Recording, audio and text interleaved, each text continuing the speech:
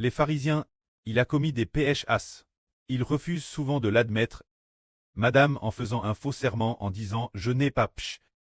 C'est pourquoi le Seigneur a dit « Ils ont te emment au temple ». Alors ils ont juré « Je n'ai pas commis ce psh ». Alors on la relâche. Car, dans l'Israël antique, ils avaient une règle, un commandement, un règlement, une ergel dans la Bible, si quelqu'un commettait un acte mauvais, mais qu'on ne trouvait pas de preuve de son acte. Par exemple, quelqu'un est allé voler, a volé les affaires de son voisin. Alors le voisin a découvert que ses affaires avaient été volées en vol, mais ne savait pas qui avait volé.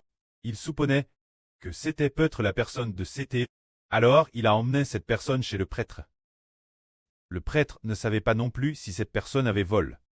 Alors il lui a demandé de jurer devant Dieu, devant le temple. Ce qui signifie devant Dieu, de jurer que, de lui faire jurer que, si tu n'as pas volé les affaires d'autrui, alors tu dois jurer devant Dieu, jurer que tu n'as pas volé les affaires de ton voisin. Alors il a juré par le temple.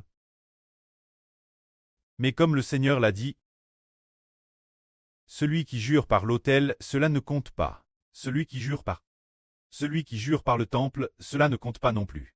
Le Seigneur dit que les serments qu'ils font devant Dieu ne comptent pas. Ils ont fait le mal, mais cela ne compte pas. Alors le Seigneur dit que si c'est ainsi, ils ne recevront pas la miséricorde de Dieu.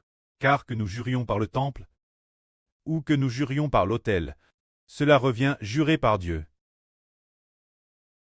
Le Seigneur a dit que votre parole soit oui pour oui, et non pour non. Mais les pharisiens commettaient souvent des actes mauvais, mais juraient qu'ils ne les avaient pas faits. Par conséquent, ils seront punis. Ce moment-tel, le Seigneur a encore enseigné.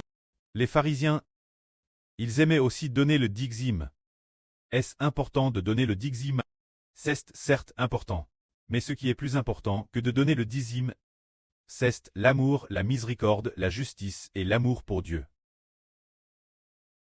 Alors bien qu'ils aient donné le dixième, ils n'avaient pas d'amour, pas de justice, pas de miséricorde. Par conséquent, Dieu n'est pas satisfait. Justement, le Seigneur Jésus, à part de deux hommes allant au temple pour prier, l'un était pharisien, l'autre était collecteur d'impôts. Le pharisien disait en priant, « Dieu, je te rends grâce, car je jeûne 3 fois par semaine, et je donne aussi le dixième temps. » Ils ont.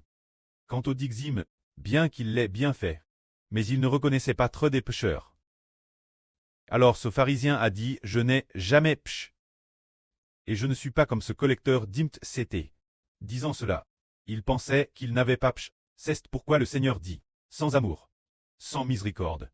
Alors ainsi, ce n'est pas agréable Dieu, mais Dieu allait se réjouir d'un autre pécheur. Ce pécheur était le collecteur d'impôts. Ce collecteur d'impôts priait ainsi. Dieu, aie pitié de moi qui suis un pécheur.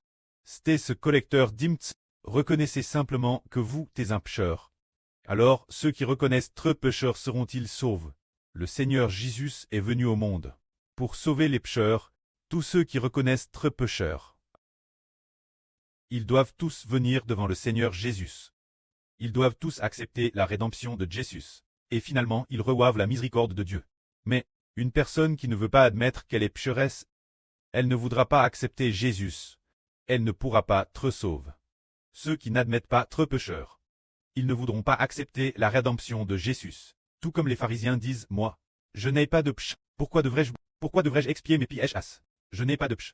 Alors dans ce cas, il ne voudra pas de Jésus, mais ceux qui réalisent qu'ils sont pécheurs, ils accepteront le Seigneur Jésus, en regardant fixement le Seigneur Jésus crucifié pour nous.